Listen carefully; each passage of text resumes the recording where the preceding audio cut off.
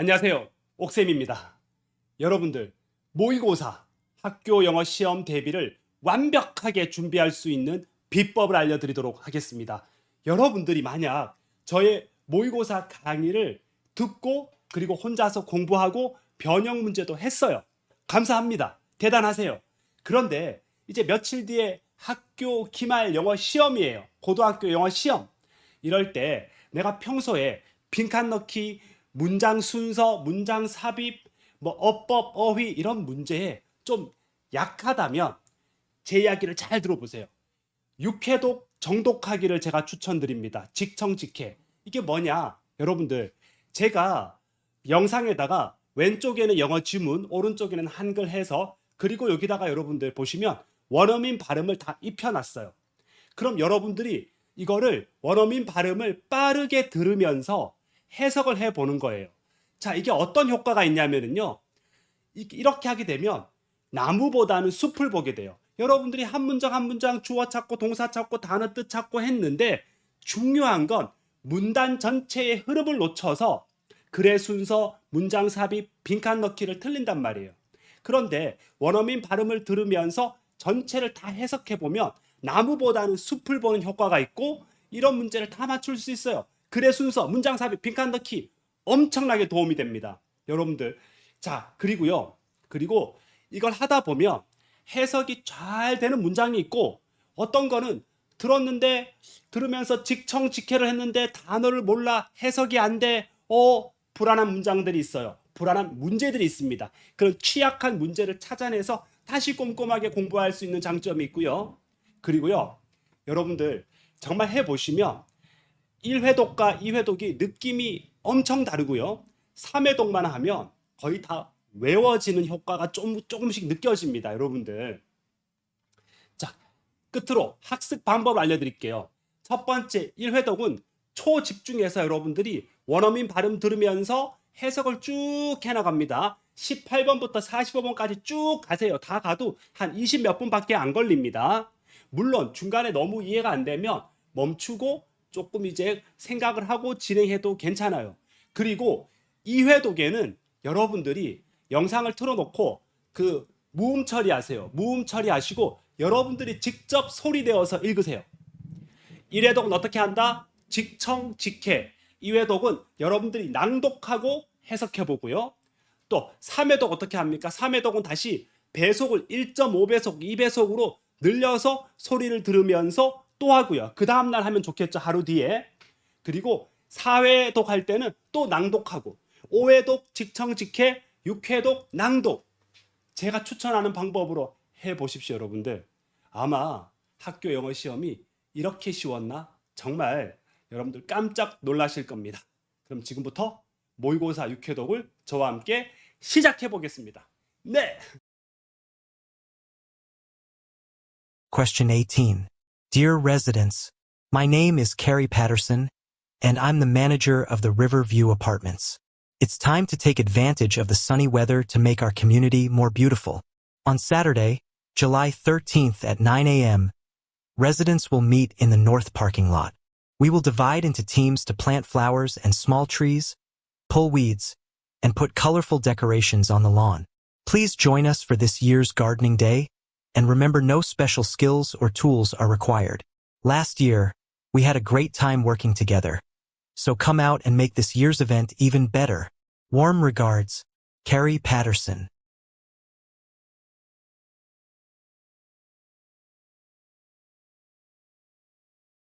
Question 19. It was the championship race. Emma was the final runner on her relay team. She anxiously waited in her spot for her teammate to pass her the baton. Emma wasn't sure she could perform her role without making a mistake. Her hands shook as she thought, what if I drop the baton? She felt her heart rate increasing as her teammate approached. But as she started running, she received the baton smoothly. In the final 10 meters, she passed two other runners and crossed the finish line in first place. She raised her hands in the air, and a huge smile came across her face. As her teammates hugged her, she shouted, "We did it." All of her hard training had been worth it.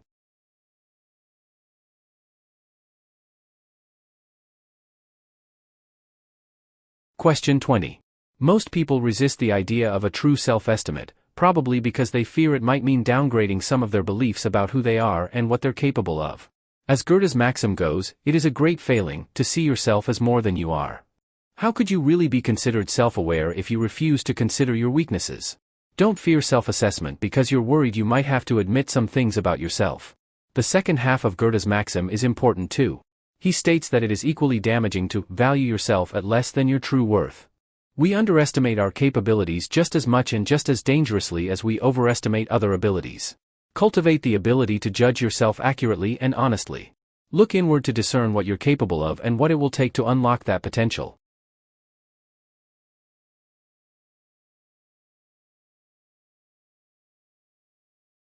Question 21. Take a look at some of the most powerful, rich, and famous people in the world. Ignore the trappings of their success and what they're able to buy. Look instead at what they're forced to trade in return. Look at what success has cost them. Mostly? Freedom. Their work demands they wear a suit. Their success depends on attending certain parties, kissing up to people they don't like. It will require, inevitably, realizing they are unable to say what they actually think. Worse, it demands that they become a different type of person or do bad things. Sure, it might pay well, but they haven't truly examined the transaction. As Seneca put it, slavery resides under marble and gold.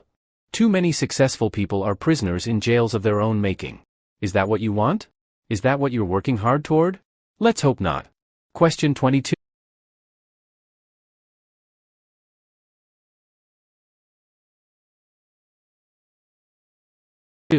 If a firm is going to be saved by the government, it might be easier to concentrate on lobbying the government for more money rather than taking the harder decision of restructuring the company to be able to be profitable and viable in the long term. This is an example of something known as moral hazard, when government support alters the decisions firms take. For example, if governments rescue banks who get into difficulty, as they did during the credit crisis of 2007 to 2008, this could encourage banks to take greater risks in the future because they know there is a possibility that governments will intervene if they lose money. Although the government rescue may be well intended, it can negatively affect the behavior of banks, encouraging risky and poor decision-making.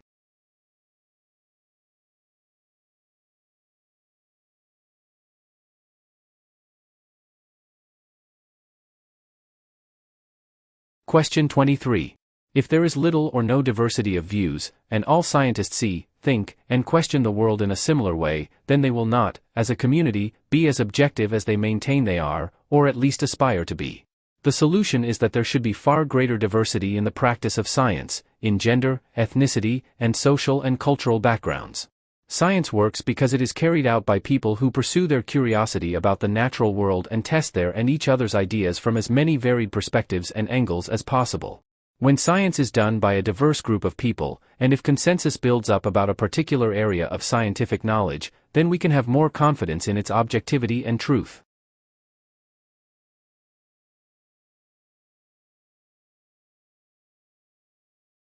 Question 24. We tend to break up time into units, such as weeks, months, and seasons. In a series of studies among farmers in India and students in North America, psychologists found that if a deadline is on the other side of a break, such as in the new year, we're more likely to see it as remote, and, as a result, be less ready to jump into action. What you need to do in that situation is find another way to think about the time frame. For example, if it's November and the deadline is in January, it's better to tell yourself you have to get it done this winter rather than next year. The best approach is to view deadlines as a challenge that you have to meet within a period that's imminent. That way the stress is more manageable, and you have a better chance of starting, and therefore finishing, in good time.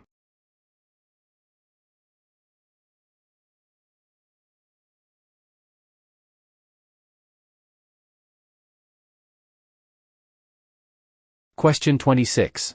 Henry David Thoreau was born in Concord, Massachusetts in 1817. When he was 16, he entered Harvard College. After graduating, Thoreau worked as a schoolteacher, but he quit after 2 weeks. In June of 1838 he set up a school with his brother John. However, he had hopes of becoming a nature poet. In 1845, he moved into a small self-built house near Walden Pond. At Walden, Thoreau did an incredible amount of reading. The journal he wrote there became the source of his most famous book, Walden. In his later life, Thoreau traveled to the Maine woods, to Cape Cod, and to Canada. At the age of 43, he ended his travels and returned to Concord. Although his works were not widely read during his lifetime, he never stopped writing, and his works fill 20 volumes.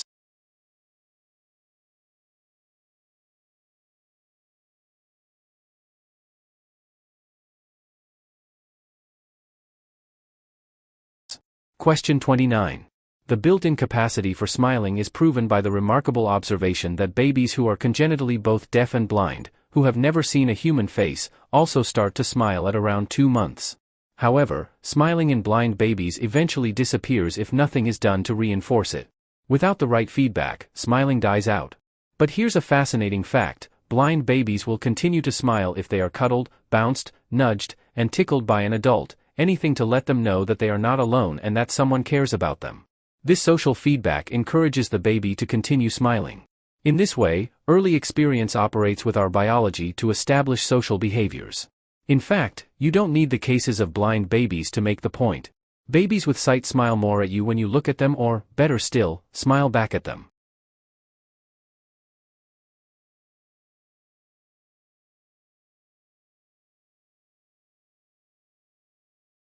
Question 30. Because people tend to adapt, interrupting positive things with negative ones can actually increase enjoyment. Take commercials. Most people hate them, so removing them should make shows or other entertainment more enjoyable. But the opposite is true. Shows are actually more enjoyable when they're broken up by annoying commercials. Because these less enjoyable moments break up adaptation to the positive experience of the show. Think about eating chocolate chips. The first chip is delicious. Sweet, melt-in-your-mouth goodness. The second chip is also pretty good. But by the 4th, 5th, or 10th chip in a row, the goodness is no longer as pleasurable. We adapt. Interspersing positive experiences with less positive ones, however, can slow adaptation. Eating a Brussels sprout between chocolate chips or viewing commercials between parts of TV shows disrupts the process. The less positive moment makes the following positive one new again, and thus more enjoyable.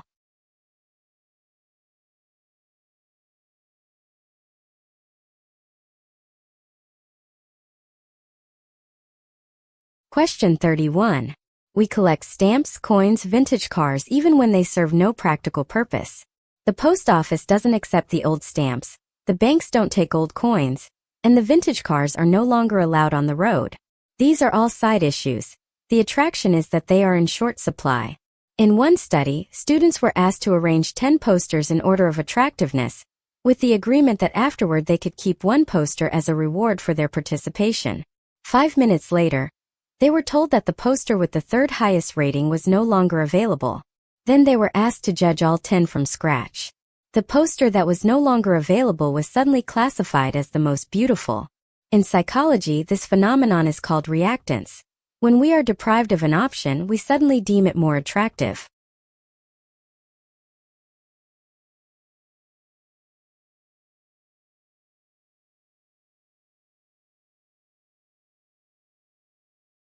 Question 32.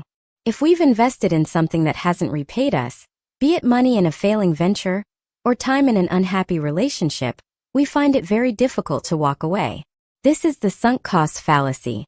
Our instinct is to continue investing money or time, as we hope that our investment will prove to be worthwhile in the end.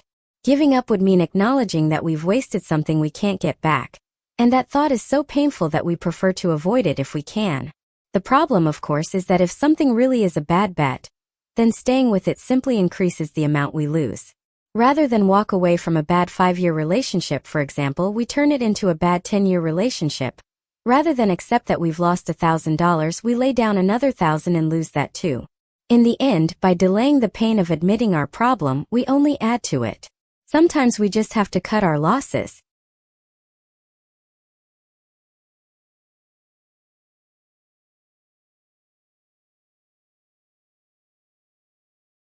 Question 33.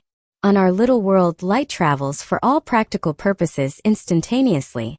If a light bulb is glowing, then of course it's physically where we see it shining away.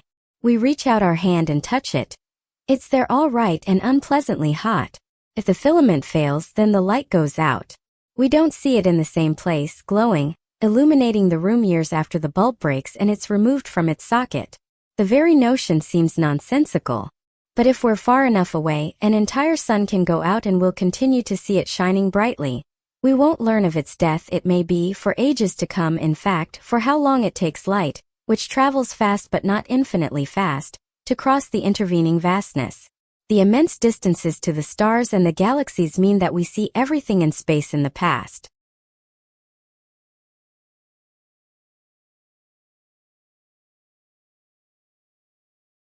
Question 34. Financial markets do more than take capital from the rich and lend it to everyone else. They enable each of us to smooth consumption over our lifetimes, which is a fancy way of saying that we don't have to spend income at the same time we earn it. Shakespeare may have admonished us to be neither borrowers nor lenders. The fact is that most of us will be both at some point. If we lived in an agrarian society, we would have to eat our crops reasonably soon after the harvest or find some way to store them. Financial markets are a more sophisticated way of managing the harvest. We can spend income now that we have not yet earned, as by borrowing for college or a home, or we can earn income now and spend it later as by saving for retirement. The important point is that earning income has been divorced from spending it, allowing us much more flexibility in life.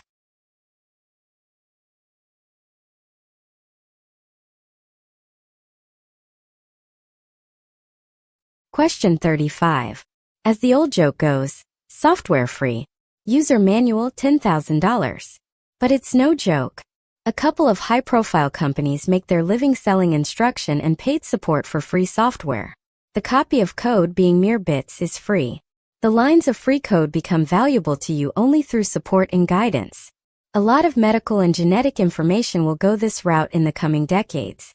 Right now, getting a full copy of all your DNA is very expensive, $10,000, but soon it won't be. The price is dropping so fast it will be $100 soon, and then the next year insurance companies will offer to sequence you for free. When a copy of your sequence costs nothing, the interpretation of what it means, what you can do about it, and how to use it, the manual for your genes, will be expensive.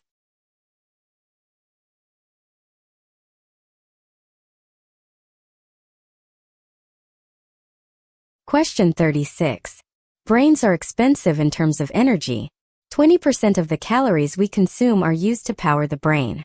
So brains try to operate in the most energy-efficient way possible, and that means processing only the minimum amount of information from our senses that we need to navigate the world. Neuroscientists weren't the first to discover that fixing your gaze on something is no guarantee of seeing it. Magicians figured this out long ago. By directing your attention, they perform tricks with their hands in full view.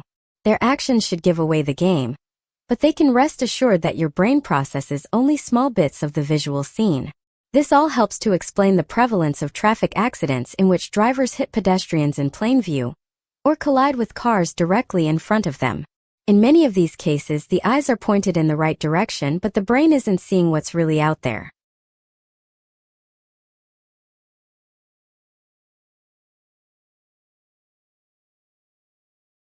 Question 37. Buying a television is current consumption. It makes us happy today but does nothing to make us richer tomorrow. Yes, money spent on a television keeps workers employed at the television factory.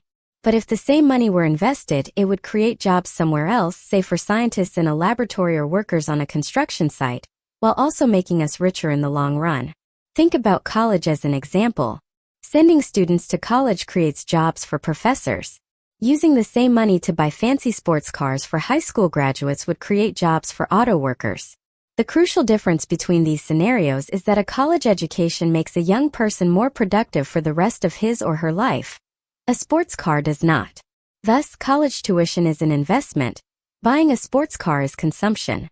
Question 38.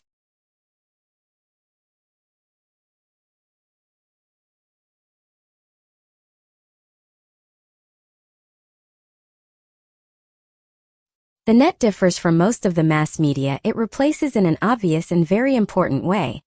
It's bidirectional. We can send messages through the network as well as receive them, which has made the system all the more useful.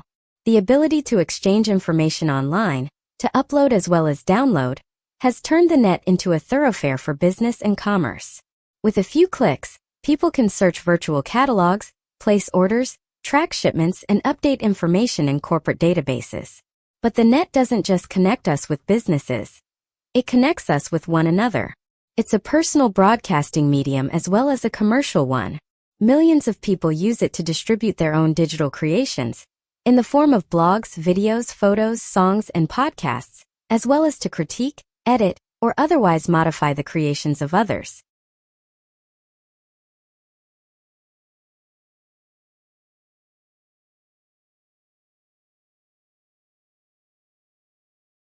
Question 39. Imagine that 7 out of 10 working Americans got fired tomorrow. What would they all do? It's hard to believe you'd have an economy at all if you gave pink slips to more than half the labor force. But that is what the Industrial Revolution did to the workforce of the early 19th century. 200 years ago, 70% of American workers lived on the farm. Today, automation has eliminated all but 1% of their jobs, replacing them with machines. But the displaced workers did not sit idle. Instead, automation created hundreds of millions of jobs in entirely new fields. Those who once farmed were now manning the factories that manufactured farm equipment, cars, and other industrial products.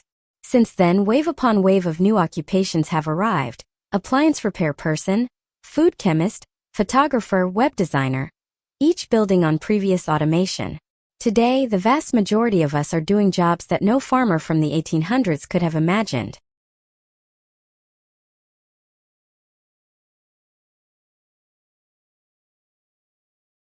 Question 40.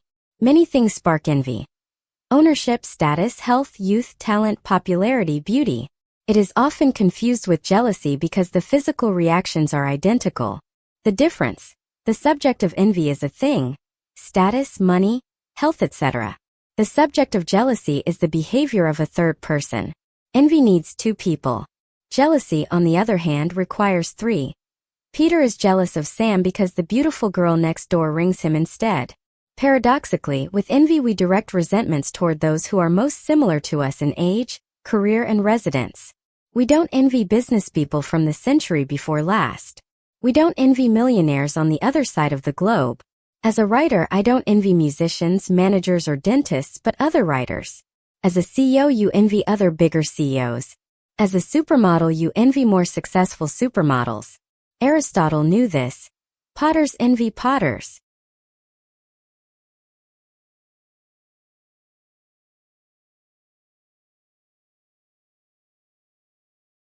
Jealousy involves 3 parties, focusing on the actions of a third person, whereas envy involves 2 individuals whose personal circumstances are most alike, with one person resenting the other.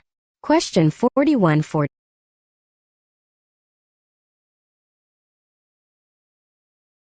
42. We have biases that support our biases. If we're partial to one option, perhaps because it's more memorable or framed to minimize loss, or seemingly consistent with a promising pattern, we tend to search for information that will justify choosing that option. On the one hand, it's sensible to make choices that we can defend with data and a list of reasons. On the other hand, if we're not careful, we're likely to conduct an imbalanced analysis, falling prey to a cluster of errors collectively known as confirmation biases. For example, nearly all companies include classic, tell me about yourself job interviews as part of the hiring process, and many rely on these interviews alone to evaluate applicants. But it turns out that traditional interviews are actually one of the least useful tools for predicting an employee's future success. This is because interviewers often subconsciously make up their minds about interviewees based on their first few moments of interaction, and spend the rest of the interview cherry-picking evidence and phrasing their questions to confirm that initial impression. I see here you left a good position at your previous job. You must be pretty ambitious, right? Versus, you must not have been very committed, huh? This means that interviewers can be prone to overlooking significant information that would clearly indicate whether this candidate was actually the best person to hire. More structured approaches, like obtaining samples of a candidate's work or asking how he would respond to difficult hypothetical situations, are dramatically better at assessing future success, with a nearly 3-fold advantage over traditional interviews.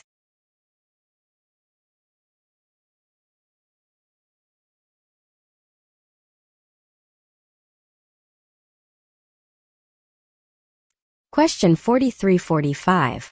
On Saturday morning, Todd and his 5-year-old daughter Ava walked out of the store with the groceries they had just purchased. As they pushed their grocery cart through the parking lot, they saw a red car pulling into the space next to their pickup truck. A young man named Greg was driving. "That's a cool car," Ava said to her dad. He agreed and looked at Greg, who finished parking and opened his door. As Todd finished loading his groceries, Greg's door remained open. Todd noticed Greg didn't get out of his car, but he was pulling something from his car. He put a metal frame on the ground beside his door. Remaining in the driver's seat, he then reached back into his car to grab something else. Todd realized what he was doing and considered whether he should try to help him. After a moment, he decided to approach Greg. By this time, Greg had already pulled one thin wheel out of his car and attached it to the frame. He was now pulling a second wheel out when he looked up and saw Todd standing near him. Todd said, "Hi there. Have a great weekend." Greg seemed a bit surprised, but replied by wishing him a great weekend too. Then Greg added, "Thanks for letting me have my independence." "Of course," Todd said. After Todd and Ava climbed into their truck, Ava became curious, so she asked why he didn't offer to help the man with his wheelchair. Todd said, "Why do you insist on brushing your teeth without my help?" She answered, "Because I know how to." He said, "And the man knows how to put together his wheelchair." Ava understood that sometimes the best way to help someone is to not help at all.